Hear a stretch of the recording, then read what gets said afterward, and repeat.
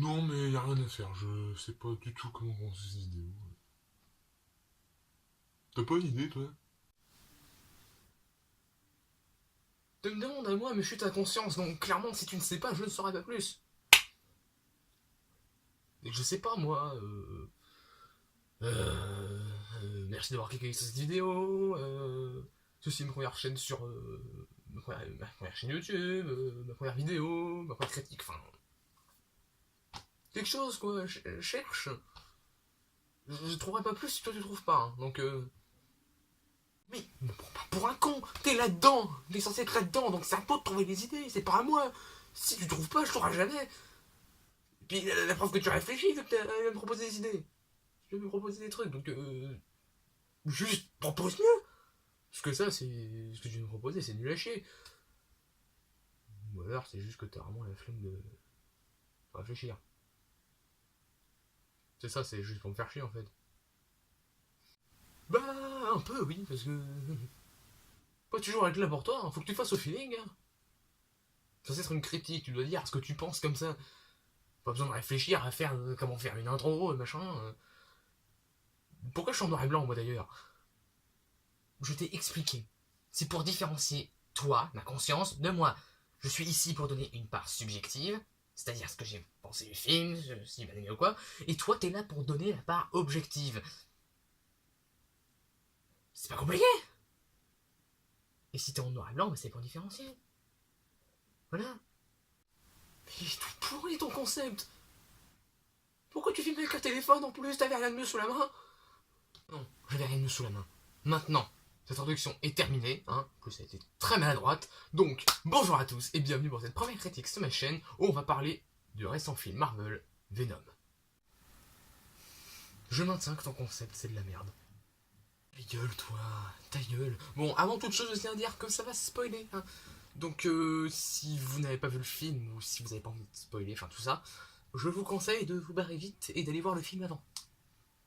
Sinon, bah, vous vous en foutez ou si vous l'avez déjà vu, bah, restez là et vous voulez juste écouter la vie d'un mec lambda, bah, vous pouvez rester.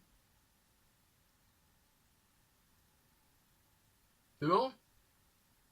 Vous avez eu le temps de partir là. Vous n'allez pas vous plaindre. Hein. Bon. C'est un petit point de qui est Venom dans les comics. Petit point rapide, hein, je ne suis pas un spécialiste. Enfin, Venom c'est d'abord un symbiote qui a été ramené dans une autre dimension par Spider-Man sur son costume, le costume devenu noir, et qui donnait à Spider-Man une force supplémentaire, mais qui modifie également son comportement. Peter Parker réussit à s'en débarrasser, mais ce fameux symbiote prit le contrôle total de Eddie Brock, un reporter rival de Peter Parker que Peter Parker avait humilié par le passé. Et il devint Venom, cette masse monstrueuse qui veut tout détruire. Voilà, c'est à peu près ma vision de Venom en tout cas dans les comics. Je suis pas un grand fan de comics, donc forcément, je peux pas vraiment être objectif là-dessus. C'est bien pour ça que je suis là. En tout cas, ce que tu m'as dit. Oui, mais tu es là pour être objectif sur le film. D'accord. Donc, on va parler de comics. Donc voilà. On va passer à la critique du film. Est-ce qu'il est bon? Est-ce qu'il est mauvais? Est-ce que c'est une montagne de chiasse? Ou est-ce qu'il est absolument génial? Et bon, on va voir ça maintenant. Mais du coup, de quoi parle ce film? Une équipe de chercheurs envoyée par une entreprise, je sais plus c'est quoi le nom, une entreprise qui cherche à améliorer les conditions de vie humaine et la technologie, je crois, truc dans le genre, est envoyée dans l'espace et ramène de l'espace des symbiotes, une sorte d'extraterrestres capables de prendre le contrôle d'un hôte, d'un être vivant, plus précisément, à condition que l'autre soit compatible. Sauf que le PDG de cette entreprise, qui est un enfoiré de première, décide de tester ces fameux symbiotes sur des hôtes humains. Seulement si l'hôte en question n'est pas compatible, il meurt. Et il y a beaucoup de morts. Parce que quand je dis que c'est un connard, c'est qu'il essaie sur tout le monde jusqu'à ce que ça marche. Il s'en fout des conséquences. Il va au bout de ses idées, ce mec. Ouais, c'est positif, c'est bien. Et de l'autre côté, nous avons Eddie Brock, un reporter, ma foi fort sympathique. Hein. Dans ses émissions, il essaie d'aider les gens, quoi qu'il arrive. Il essaie toujours de trouver la vérité. Il a une nana, il travaille bien. Il doit faire un reportage sur cette fameuse entreprise. Malheureusement, en voulant aller trop loin, il finit par perdre son travail, sa nana qui bosse dans cette entreprise aussi perd son job aussi, et sa meuf le quitte. Du coup, il a tout perdu et il devient un pauvre type.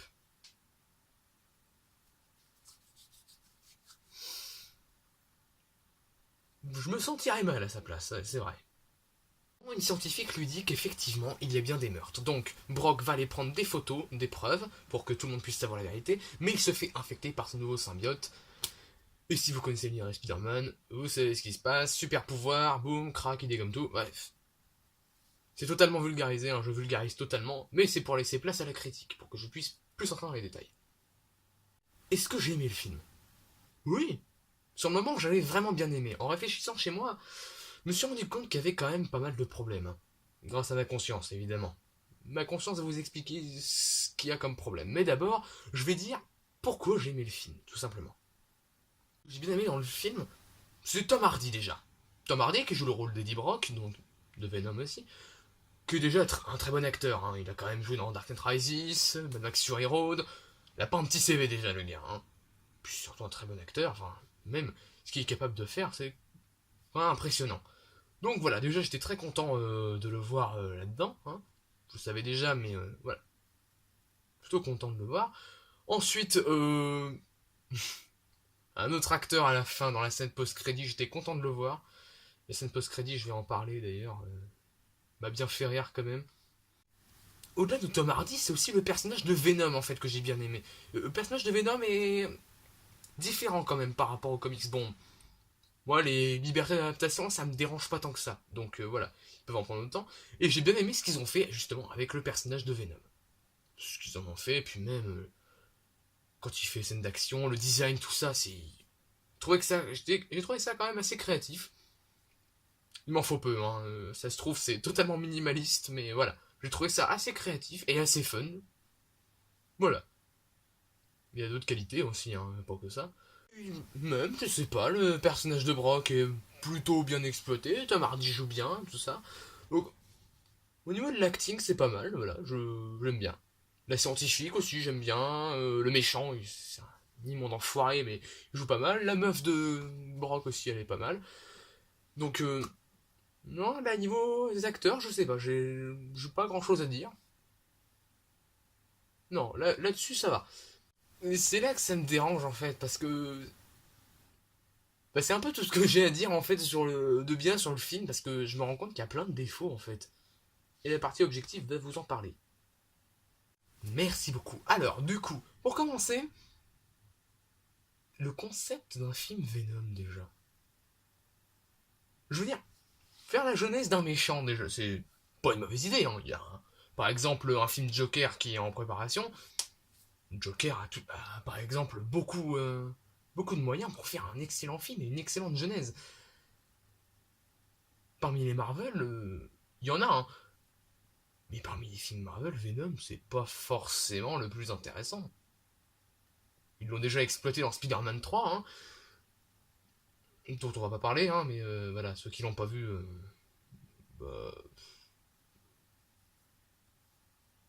les moyens, voilà, c'est tout ce que je peux dire. Mais voilà, la jeunesse de Venom, quelque part, ils la connaissent déjà. Ils auraient pu faire sur un autre méchant. Même. Alors après, je sais que les méchants Spider-Man, ils en connaissent pas mal déjà. Il y a déjà eu Sam Raimi, les films de Sam Raimi. Il y a eu Amazing Spider-Man aussi, donc quand même beaucoup de méchants où c'est quand même assez restreint. C'est vrai. Mais Venom, c'est pas forcément non plus le plus intéressant des méchants à exploiter, quoi. Donc voilà, déjà il y a ça qui m'a dérangé. Et puis, le problème des symbiotes aussi. Enfin, je veux dire, ils disent bien dans le film que pour que le symbiote puisse s'accrocher à un être vivant, il faut qu'il soit compatible. Ok. D'ailleurs, on le voit bien au début, ceux qui sont pas compatibles, baf, ils meurent. Le problème, c'est que pour commencer, déjà dès le début, il y a un symbiote qui s'échappe. Dès le début, même avant qu'il soit dans l'entreprise pour faire l'expérience, il y a un symbiote qui s'échappe. Et il prend le contrôle de plusieurs personnes comme ça. Alors, soit ils sont compatibles. Et dans ce cas-là, il y a beaucoup de chance, parce qu'il y a quand même pas mal de personnes qui contaminent. Soit c'est une facilité scénaristique. Et je dis pour ce symbiote-là, mais pareil pour Venom, hein. Parce que avant d'être sur Eddie Brock, il était sur quelqu'un d'autre. Puis ensuite, il se détache d'Eddie Brock pour aller sur un chien, pour aller ensuite sur la copine d'Eddie Brock. Enfin, c'est. Soit ils sont tous compatibles, soit. Ouais, c'est ça, c'est facilité scénaristique. Donc. Il y a ça qui m'a dérangé. Voilà. Il y a quoi d'autre? Le truc qui m'a dérangé aussi, c'est la relation entre Brock et sa meuf. Bon. Au départ, Brock doit faire justement une émission sur l'entreprise en question. Là, sa meuf travaillant dans cette entreprise, il cherche des informations dans son PC. Par curiosité surtout. Et il voit qu'en fait il y a des morts qui n'ont pas été déclarées. C'est ce qu'il cherche à savoir d'ailleurs pendant l'interview du PDG. Sauf qu'il essaie de trop en savoir, du coup il se fait virer, et sa meuf aussi. Et sa meuf le quitte. Et j'ai trouvé ça ingrat.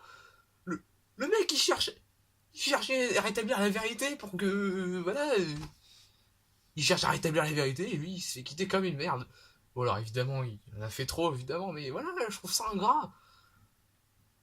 Puis la meuf, la moindre connerie aussi. Et...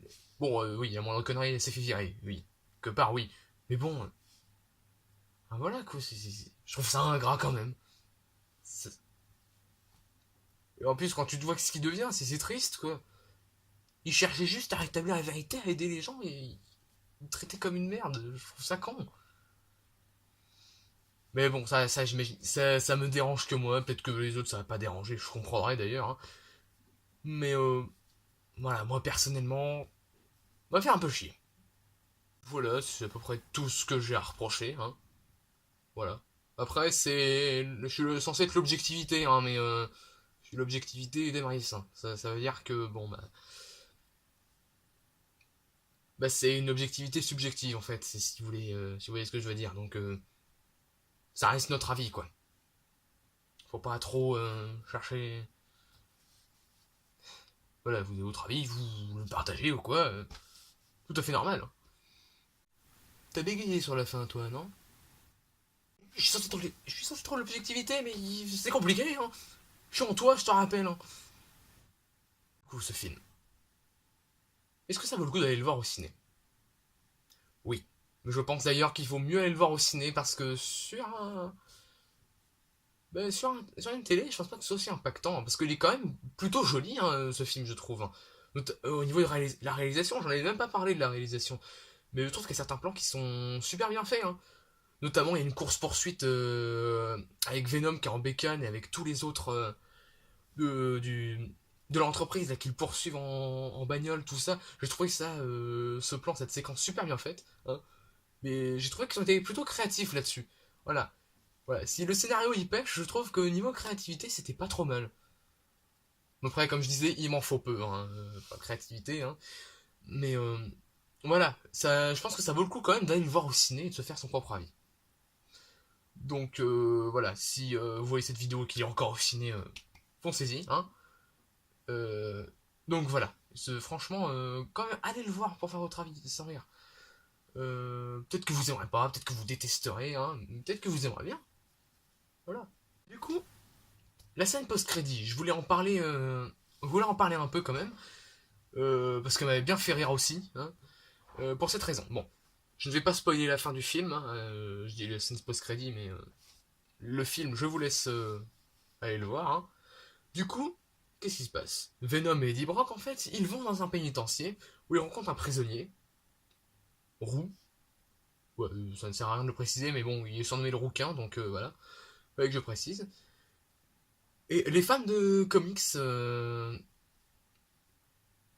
pense que les fans de comics sauront en fait qui c'est, hein, dès le début, en fait, dès le début de la scène, ils vont savoir qui c'est. Moi, il m'a fallu un petit peu de temps, mais j'ai compris assez rapidement aussi, alors que je suis pas du tout fan de comics. Alors pourquoi ça m'a fait rire?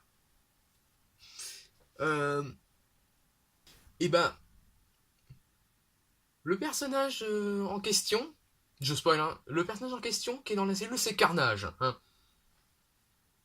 Et il dit clairement à Venom, je vais sortir d'ici. Et je sais que je vais sortir. Ça va être un véritable carnage. Voilà, si tu te demandais encore qui c'était dans la scène post-crédit, bah au moins tu sais qui c'est, hein. Au moins tu sais qui c'est, hein. Ils ont pas été très subtils, hein. La subtilité, ils l'ont mangé. Bon, sur le moment, ça m'a extrêmement... ça m'a vraiment fait rire, hein. Extrêmement fait rire, ça ne veut rien dire. Ça m'a vraiment fait rire sur le moment, hein, j'avoue. Mais après, j'étais chez moi, j'ai fait, mais non, mais ils ont pas osé, quoi, sans déconner. Ils pouvaient pas faire ça, ils avaient pas le droit. Donc voilà, ça m'avait bien fait rire sur le moment. Mais voilà. Vous voulez partager la scène post-crédit, c'est tout. Mais franchement, allez le voir, au moins, même si vous aimez pas ou quoi, faites votre propre avis. Hein. L'humour aussi est pas mal, j'en ai pas parlé non plus, mais l'humour est pas mal aussi. Voilà, j'ai vraiment bien aimé. Malgré les défauts que je reconnais, hein, tout à fait. Il se trouve, même pas des vrais défauts, ça se trouve, hein. Ça se trouve, c'est moi qui m'en invente. Donc, allez le voir et faites votre avis. Tout simplement. Enfin, ça fait 10 minutes que je dis la même chose en fait là, mais allez le voir que. Voilà. Au moins, s'il est nul, vous marrez, je sais pas. Et merci à l'objectivité de m'avoir aidé pour cette critique. Hein. Ouais, t'inquiète. Les vidéos, bah, n'hésitez pas à me le dire dans les commentaires. Hein. Et même à donner votre avis, ça m'intéresserait d'avoir l'avis de plusieurs personnes, ça m'intéresserait. Qu'ils soient négatifs ou positifs, que vous soyez d'accord avec moi ou quoi. Voilà. Si vous voulez débattre aussi, ça me fait plaisir. Donc voilà, vous pouvez aimer la vidéo, vous abonner. Enfin, faire tous les trucs que les autres youtubeurs disent en fait. Ça me fera plaisir. Donc voilà. Sur ce, je vous dis à la prochaine pour une autre critique ou autre chose, je ne sais pas. À la prochaine, on dit au revoir l'objectivité. À la prochaine. C'est bien l'objectivité, ma très chère conscience. Bon, maintenant, comme il l'a dit, à la prochaine. A plus.